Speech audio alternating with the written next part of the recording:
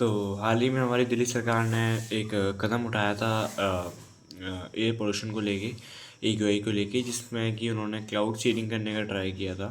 And cloud seeding जो कि fail हो गया, क्योंकि इसमें मेन चीज़ होती है कि जो सोडियम या फिर आयोडेट सॉल्ट जो होता है वो आसमान में छोड़ा जाता है बादलों के बीच, जो कि मॉइस्चर को कलेक्ट करता है एंड ग्रेविटी की वजह से फिर वो नीचे आ जाता है। लेकिन इसके अंदर एक कंडीशन होती है कि 50% एटलीस्ट मॉइस्चर होना चाहिए बादलों के अंदर। लेकिन यहाँ पर तो 10 to 15% भी नहीं था, इसलिए जो क्लाउड सीडिंग थी वो फेल हो गई थी।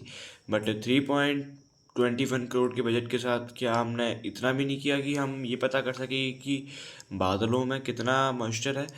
तो बेसिकली ये काफ़ी शर्मनाक बात है हमारे लिए, क्योंकि पहले हमने 1900 समथिंग में कुछ तो हमने ये ट्राई किया था। IIT कानपुर ने हमारे लिए बनाया था।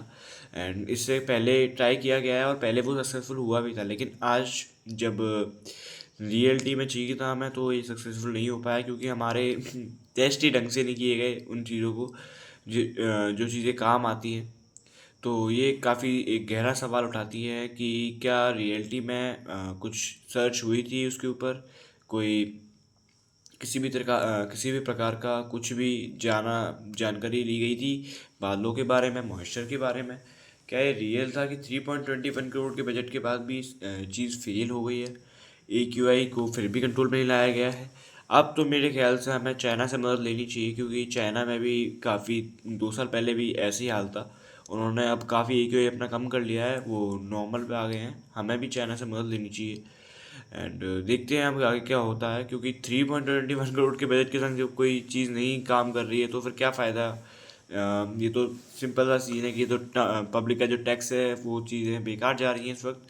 क्योंकि ये तो काफ़ी बहुत बुरा लगा है सुन के कि 3.21 करोड़ के बजट के संग भी नहीं हो पाया।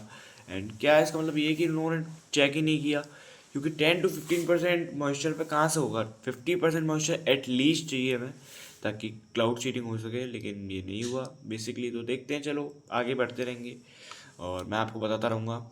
मैं आपका सावधान रहें, सतर्क रहें। धन्यवाद एवं शुभ दिन।